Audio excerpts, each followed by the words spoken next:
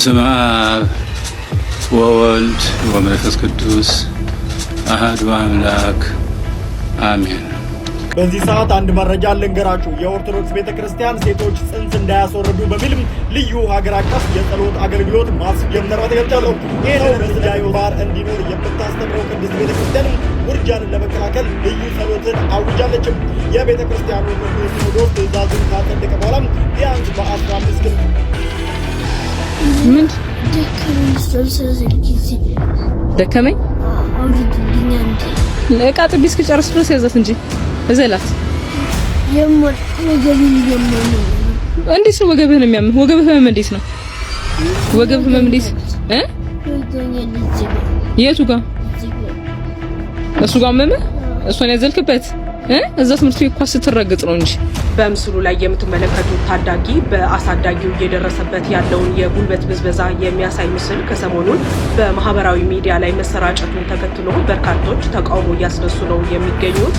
ሰላም ለእናንተ እንደምን አላችሁ? እንደምን ቆያችሁ? በእያላችሁበት ሰዓት አቆጣጠር ሁላችሁንም ሰላም ብያለሁ። ሰላምታ ይደርሳችሁ። በዛሬው ቪዲዮ የኦርቶዶክስ ተዋሕዶ ቤተክርስቲያን ውርጃ ለሚፈጽሙ ጽንስ ለሚያቋርጡ ሰዎች ወይም ሴቶች የምህላ ጸሎት ጀምራለች። ይህንን ነውር ይህንን ክፉ ነገር እንዲያቆሙ በጸሎት እናሳስባለን ብለዋል። እጅግ ድንቅ ነገር ነው። ይህን ቪዲዮ የማሳያችሁናል ማለት ነው። እንዲሁም ደግሞ በሰሞኑ በማህበራዊ ሚዲያ የተዘዋወረ ያለ አንድ ሕፃን ላይ የተፈጸመ ግፍ በወላጅ እናቱ የፈጸመችው ግፍ እጅግ በጣም ብዙዎችን አስቆጥቷል። በዚህ ዙሪያ ይህንን የማሳያችሁናል የምንወያይ ይሆናል ማለት ነው። እስከ መጨረሻው መርሃ ግብር ፍጻሜ ድረስ አብራችሁን ቆዩ። ቪዲዮ ላይክ ማድረግ እንጀምር። ሰብስክራይብ ለምንድን ነው የማታደርጉት? አሁን አድርጉ። የዛሬውን ቪዲዮ መጀመሪያ ወይም ቀዳሚ የምናደርገው እጅግ በጣም ደስ የሚያሰኝ የሚያስደንቅ አንድ ቪዲዮ የማስመለክታችሁናል ማለት ነው። እጅግ በጣም ብዙዎች የተደነቁበት እኔ እጅግ በጣም ልቤ የተነካበት ነው። እናንተም ቪዲዮ አይታችሁ ምን እንደምትሉ በኮሜንታችሁ ላይ የማይ ይሆናል ማለት ነው። እስኪ ይህንን ቪዲዮ ቀዳሚ እናደርገው። ምንድነው የሆነው? አባቶቻችን የዚህን ያህል ምንድነው የፈጸሙት? እጅግ ድንቅ ነገር ነው። አላስብም ነበር አልፈዋለሁ ብዬ ይሄ የምትመለከቱት ድንቅ ቪዲዮ አባቶቻችን የዋልድባ መነኮሳት አበው እንግዲህ ዲያቆን ሄኖክ ኃይሌን በዚህ መልክ እግሩን ሲያጥቡ ትመለከታላችሁ። እሱም ብቻ አይደለም ሌሎችንም በትህትና ዝቅ ብለው ተንበርክከው እጅግ በጣም የሚደንቅ ነው። አባቶቻችን ይህን ያልትና እንደ መምህራችን እንደ ጌታ ኢየሱስ ክርስቶስ እግራቸውን ዝቅ ብለው እነርሱ በእድሜ የሚበልጡት በሕይወትም የሚበልጡት ሲሆኑ ታናሻቸውን እንዲያርገው አጥበዋል። ድንቅ ነው እጅግ በጣም በእውነት ምን ትላላችሁ? እስኪ ለዚህ ቪዲዮ ኮሜንታችሁን እውነት ልብን የተነካ እኔ እስኪ ቀጣይ ደግሞ ይህን ድንቅ ቪዲዮ ላሳያችሁ። በረከት ይለቆሩ ዘመኑ ተክሊሉ የሽበት አክሊል ይጫኑ እንደ ተክሊሉ የሽበት አክሊል ይጫኑ። እንግዲህ በጋብቻቸውን በሚፈጽሙ ጊዜ ይቺ ሙሽሪት ፍጹም እያለቀሰች ደስታ ነው። በጣም የሚገርም ነው። ምን ማለት እንደምችል አላቅም። የሚደንቅ ቪዲዮ ስለሆነ ነው እውነት ለእናንተ ያጋራሁት። በቃ በጣም ተደስታለች። ወንጌል ላይ እጇን ጭና እንግዲህ ቃል እየገባች ነው ከባሏ ጋር ይህንን ከሙሽራዋ ጋር ማለት ነው። ይህን ቪዲዮ ሳይ እጅግ ተደነኩኝ። እንዲህ ያለ ፍቅር ከየት ይገኛል? እስከ ሽበት ያኖራችሁ። እናንተ ምን ትላላችሁ? እስኪ መርቋቸው እነዚህን ሙሽሮች። ያው እንግዲህ ይሄ የያዝነው ወር ጋብቻ የሚፈጸሙበት ሙሽሮች አንድ ላጋራችሁ ብዬ ነው። አንዲት እናት ፍጹም እናትነት በማይመጥን ሁኔታ የእናትነትን ክብር ባዋረደ መልኩ ልጇን የገንዛ ልጇን ስታዋርደው መከራ ስታበዛበት ያለ እድሜው ጫናና ግፍ ስትፈጽምበት በማህበራዊ ሚዲያ ተለቆ ብዙዎች ተቆጥተዋል። ይህችን እናት ለሕግ እንድትቀርብ እየጠየቁ ይገኛሉ። በሕፃኑ ላይ ምንድን ነው የፈጸመችው? ከፍተኛ የሆነ በደል አድርሳበታለች። ሕፃኑ እስኪያለቅስ ድረስ ተናግሯል። ጭራሽ ደግሞ ማስተባበያ ሰጥታለች። ስለዚህ ነገር ያለ አፍረት ይቅርታ ከመጠየቅ ይልቅ ማስተባበያ ሰጥታ ብዙዎችን አስቆጣለች። እስኪ ቪዲዮ እንመለከተውና ሁላችንም ሀሳብ እየሰጠን እንወይበታለን። ያው ብዙዎቻችን እንድንማርበት ስለሚያስፈልግ ነው። ምን ደከመኝ አውሪድልኝ አንዴ ለቃ ጥቢ እስክጨርስ ድረስ ያዛት እንጂ እዘላት ወገብን እያመመኝ ነው። እንዴት ነው ወገብህን የሚያምህ? ወገብህ ህመም እንዴት ነው? ወገብህ ህመም እንዴት የቱ ጋር እሱ ጋር መመህ እሷን ያዘልክበት እዛ ትምህርት ቤት ኳስ ስትረግጥ ነው እንጂ አይደለ? ኳስ ስትረግጥ አይደለ? ኳስ ስትረግጥ ነው አይደለም? እሷን አዝለን ያመመህ አዎ እኔ ምን አንተ ነህ ኮን ምንድነው የሚያጨማልቅ? ለምን ትጨማለቀው? ምን ሆነም ታለቅሰው? አይደለም እኔ ብቻ ነኝ እንዲሁ ካልሲ ማጥበው ሰማታጥብም ምን እኔ ብቻ ነኝ እንዲሁ ካልሲ ማጥበው ሰማታጥብም እንዴ? ማሷ እሷማ አታጥብም። ለምን መሰለህ ማታጥበው? ለምን እንደማታጥብ ማወቅ ትፈልጋለህ? ለምን መሰለህ ማታጥበው? እኔ ልጅ እያለሁኝ እናቴ አንቺ ሴት ልጅ እያለች እኔ ነበር ስራ የምታሰራኝ። ከዛ ወንድሜ ደግሞ ልክ እንደዚህ እንደሷ ቆሞ ያያል። ስለዚህ አሁን አንተ ታጥባለህ፣ እሷ ቆማ ታያለች። የሷንም ያንተንም አንተ ነው የምታጥበው። የኔኮ እናቴ ብትኖር ኖሩ ያኔን ብቻ ነበር ማጥበው። አሁን ግን እናንተ የእናንተንም ያኔንም ታሳጥቡኛላችሁ። ለምንድን ነው የምናሳጥበው? እናቴ ስለሄደች እናት ባትሄድ ኖሮ የራስን ብቻ ነበር የምታጥበው።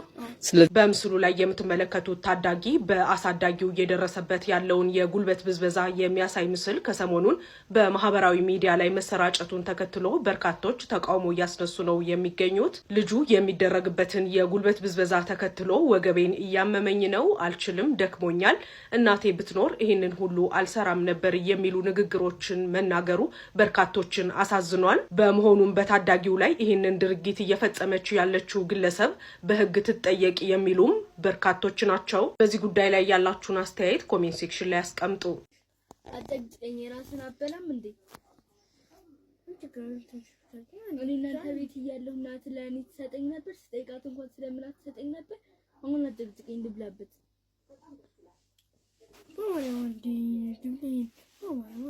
ምንድን ነው የምትለው? ፓፓያ በልቼ አላውቅም። ምን እናት ከሌለ ጀምሮ ፓፓያ በልቼ አላውቅም። ማለት ይናፍቀኛል እኮ። ምንድን ነው የሚናፍቅህ? ፓፓያ ዳቦ እየበላህ አይደል እንዴ? እና ዳቦ ከሰጠው አይበቃም? ስለናፈቀኝ። ምንድን ነው የናፈቀህ? ፓፓያ ነው የናፈቀህ? ስለዚህ ዳቦ ልውሰደው? ዳቦን አስበለው ልውሰደው? ፓፓዬን ምሰጠህ ላንተ እናት ስትመጣ ትግዛለህ። እሺ ልጄን እንደዚህ ያልነበር እንዴ ታሰቃይዋስ የነበረው? አሁን ፓፓዬ የምትበላው እሷ ነች። እሺ እሷ ፓፓዬ ትበላለች፣ አንተ ደግሞ ዳቦ ትበላለህ። ቤቢ ሰማኸኝ? አንተ ምንድን ነው የምትበላው? አንተ ምንድን ነው የምትበላው? ንገረኝ። ጮክ ብላ ኩርፈን እንዴ? ዳቦ። አዎ ስጡኝ። የምን ስጡኝ ብሉ ልመና ነው ደግሞ? ስለሚርበኝ እኮ ነው። ይሄን ያጠግበኛል። ዳቦ ያጠግበኛል፣ ይርበኛል። ይርበኛል? የራበው ሰው እኮ ዳቦ ነው የሚበላው፣ ፓፓያ አይበላም። እሺ የራበው ሰው ምንድን ነው የሚበላው? ፓፓያ አይበላም። የራበው ሰው ምንድን ነው የሚበላው? ዳቦ። ስለዚህ ከዚህ በኋላ አንተ ፓፓያ ትችላለህ? በዚህ መልክ እንግዲህ ይህንን ህፃን ልጅ ያለ እድሜው ይህን ያህል መከራ እያሳየች ያለ እድሜው ያለ አቅሙ ሰውነቱ ጉልበቱ በማይመጥን መልኩ ስራ እያበዛችበት ከምግብ እየቀጣች ምግብ እያማራጠች እየሰጣች እየተዘባበተችበት እየቀለደችበት ትገኛለች ሴት ማለት ነው። እንግዲህ ሁሉ ሲሆን ታዲያ እንግዲህ ይችን ሴት ሁሉም ሰው ተቆጥቶባታልኝ። ህግም እንዲዳኛት እንፈልጋለን። ምክንያቱም ከባለ ፈነገጡ አለባበሶችን ስንቃወም እንዲያሉ ነገሮች እንደምናደርገው ሁሉ ከባለ ፈነገጠ አስተዳደግ ኢትዮጵያ ያልሆነ ሰዋሰው ያልሆነ አስተዳደግ ፍጹም እንቃወማለን። ምክንያቱም ይሄ ልጅ እኮ ነገ ሀገር ተረካቢ ነው። ሀገር ላይ ነው እያፈረሰች ያለች ሴት። ይሄ ህፃን ነገ ሲያድግ ምንድን ነው የሚሆነው? ሀገሪቱ ላይ ምን እንጥላጅ ነው? ሰዎች ጋር አብሮ የሚኖር ከሴቶች ጋር ከእህቶች ጋር አብሮ የሚኖር ነገሩ እንዴት ነው የሚሆነው? ምን ጥላቻና ክፋት እየዘራችበት ነው። ስለዚህ እንደ ሀገር ብዙ ውድመት ውስጥ እያደረሰች ነው። ይሄ ህፃን አንድ ሀገር ማለት ነው። ሀገር ማለት ሰው ስለሆነ ማለት ነው። ስለዚህ ፈጽሞ እንቃወማለን። ህግ እንዲዳኛት እንፈልጋለን። እናንተም አስታችሁን ሁላችሁም ኮሜንት ላይ እንድትጽፉ አደራ ይሁን እላለሁኝ። እስኪ እንመለከተው ደግሞ ምን ላይ ሰጣለች እሷ። ሰላም በቅድሚያ ሁላችሁንም ሰላም እያልኩኝ ስለዚህ ጥያቄ ስለሆነባችሁ ቪዲዮ አንዳንድ ነገር እላችኋለሁ። ይሄ ቪዲዮ ብዙዎቻችሁን አስቆጥቷል እና የአብዛኞቻችሁ ጥያቄ ልጅሽ ነው ወይ ነው? እና ደግሞ ለምንድን ነው ይሄን ያረግሽው ነው? ልጅሽ ነው? አዎ ልጄ ነው። ለምን ይሄንን አረግሽ? እውነታው ይሄ አይደለም። ድራማ ነው የሰራነው። ይሄን ድራማ የሰራንበት ወይም ደግሞ ይሄን ኮንተንት የመረጥነው ደግሞ የአብዛኞቹን እይታ ለማግኘት ነው። በቃ ብዙ እይታ ለማግኘት ወይም ደግሞ ቫይራል ለመውጣት የተጠቀምነው መንገድ ነው እንጂ ከእውነት የራቀ ነው። እና የአብዛኞቻችሁ ጥያቄ ልጅሽ ነው ወይ ነው? ልጅሽ ነው? አዎ ልጄ ነው። ይሄን ኮንተንት የመረጥ ነው ደግሞ እይታ ለማግኘት ነው። በቃ ብዙ እይታ ለማግኘት። እንግዲህ ሴትዮዋችን ሳታፍር በቪዲዮ ወጣለች ማለት ነው። ያው ሁላችሁም በዚህ ቪዲዮ አልቅሳችኋል። አሁን ህግ የሚጠይቅበት ጊዜ ላይ ደርሰናል። ስለዚህ ድራማ መሆንና አለመሆኑን የሚነግረን ህግ አጣርቶ እንጂ እሷን አምነን መቀመጥ አንችልም። በእውነት ምን አይነት ጭካኔ፣ ምን አይነት እናትነት ነው? እውነት እንግዲህ እንዳለችው ድራማ ነው። ይሄ ድራማ ሊሆን አይችልም በፍጹም። አንዲት እናት በልጇ ይህን ያህል ድራማ ልትሰራ አትችልም። ፍጹም ጭካኔ የተሞላበት ህፃን ወንድ ልጅ በዚህ ልክ እያሰቃየች ሴቷን ደግሞ እያቀማጠለች ይዛ እናቴ እንድታደርግ ነበር ብላ በቀል ነው የሚመስለው። ወንድምህ ወይም ደግሞ ወንድሜ ቁሞ ያይ ነበርን ያን ሁሉ ሲሰራ የሚል የበቀል እሷ ያሳለፈችውን ያደገችበትን ነገር በልጇ ላይ በወንድ ልጇ ላይ እንዲህ ያለ መከራ ማድረግ ምን ማለት ነው? ጭራሽ ደግሞ ድራማ ነው በሚል ወጣ ልትላጣጥ ትችላለች ማለት ነው፣ ትሞክራለች። ይሄ በጣም ነውር ነው። እንዲህ አይነት ነገር እንዳለው ወንድማችን በህግ የሚጠየቅበት እንጂ የአንቺ ድራማ ነው ብለን የምናምንበት መንገድ አይደለም። ይሄ ለሌሎችም ፍጹም የሚያስተምር ነገር ስለሌለው ማለት ነው። ከህግም ከባህልም ከሞራልም ያስጠይቅሻል። በሌላ መልኩ ደግሞ ኦርቶዶክሳዊት ቅድስት ቤተክርስቲያን ጽንስ ለሚያስወርዱ ውርጃ ለሚፈጽሙ እናቶች እህቶች በሙሉ የምህላ ጸሎት ያስፈልጋል ብላ የምህላ ጸሎት ጀምራለች። ይህ በጣም እጅግ ድንቅ ነገር ነው። እንዴት የታሰበ? እስኪ ይህንን ቪዲዮ እንመልከተው። በዚህ ሰዓት አንድ መረጃ ልንገራችሁ። የኦርቶዶክስ ቤተክርስቲያን ሴቶች ጽንስ እንዳያስወርዱ በሚል ልዩ ሀገር አቀፍ የጸሎት አገልግሎት ማስጀመሯ ተገልጿል። ይህንን እርምጃ የወሰደችው ደግሞ የሩሲያ ኦርቶዶክስ ቤተክርስቲያን መሆኗንም ሞስኮ ታይምስ ከዘገበው ዘገባ ላይ ተመልክቻለሁ። ሰው በስነ ምግባር እንዲኖር የምታስተምረው ቅድስት ቤተክርስቲያን ውርጃንን ለመከላከል ልዩ ጸሎትን አውጃለችም። የቤተክርስቲያኑ ቅዱስ ሲኖዶስ ትእዛዙን ካጸደቀ በኋላ ቢያንስ በ15 ክልሎች የሚገኙ አብያተ ክርስቲያናትም ከትናንትና ጀምሮ የጸሎት ስርዓቱን አድርገዋል የተባለው አገልግሎቱ በዓለም ላይ ያሉ ሰዎችን የሚመለከት ሲሆን በማህፀን ውስጥ ያለን ጨቅላን ለማጥፋት ለሚፈልጉ ሰዎችም ምክር ነው ተብሎም ተገልጿል። ከዚህ ባለፈም ደግሞ የሩሲያ ባለስልጣናትና ቤተክርስቲያኒቱም የስነ ህዝብ ውድቀትን ለመቅረፍ ጥረቶችን አጠናክረው ቀጥለዋል ለምን የተባለው። በዚህም ታዲያ በሞስኮ የሚገኝ አንድ ቤተክርስቲያን ደግሞ በውርጃ የተገደሉ ህፃናትን በማሰብ 3000 ሻማዎችን ማብራቱንም ተመልክቻለሁ። ይህንን የቅድስት ቤተክርስቲያንን እርምጃም ታዲያ በርካቶች በዓለም ዙሪያ ላይ እየተቀባበሉት ይገኛሉ። ምንም የሩሲያ ኦርቶዶክስ ተዋሕዶ ቤተክርስቲያን የምታደርገው ይሄ እጅግ በጣም ድንቅ ነገር ነው። የኢትዮጵያ ኦርቶዶክስ ተዋሕዶ ቤተክርስቲያን ዘውትር ስለሚሞቱ ስለሚገደሉ ህፃናት ትጸልያለች። ስለማትጸልየው የለም። ቤተክርስቲያናችን በቅዳሴ ሰዓት በብዙ ነገር ትጸልያለች ማለት ነው። ስለ አዝመራው፣ ስለ ወቅቱ፣ ስለ ዝናብ፣ ስለ ውሃ፣ ስለ ገበሬው ምርት፣ ስለ ነጋዴው፣ ስለ ተማሪ በብዙ ነገር ትጸልያለች። ስለ ህፃናት ሁሉ ሳይቀር ስለ ወታደር ሀገር ስለሚጠብቁ በሙሉ ትጸልያለች። ስለ ዓለም ሰላም ሁሉ የምትጸልይ አሐቲ ቅድስት ቤተክርስቲያን ነች። በክርስቶስ ደም የተመሰረተች ኦርቶዶክሳዊት ቤተክርስቲያን እንዲህ ነች። ህፃናት በማህፀን እንዳይሞቱ በውርጃ እንዳይገደሉ ታስተምራለች። ይህ ብቻ ሳይሆን ደግሞ ምህላ ጸሎትን ማውጃ ትጸልያለች ማለት ነው። እጅግ ድንቅ ነገር ነው። የኢትዮጵያ ቤተክርስቲያን ይህንን ጉዳይ መፈጸም አለባት ወይስ ማድረግ የለባትም? እናንተ ምን ታስባላችሁ? በዚህ ዙሪያ ምንድን ነው የሚሻለው? መደረግ አለበት? ብዙ ኢትዮጵያ ውስጥ ብዙ ውርጃ እንደሚፈጸም እናውቃለን። የኢትዮጵያ ኦርቶዶክስ ተዋሕዶ ቤተክርስቲያን ይህን የመሰለ ምህላ ልክ እንደ ሩሲያ ኦርቶዶክስ ቤተክርስቲያን መፈጸም አለባት?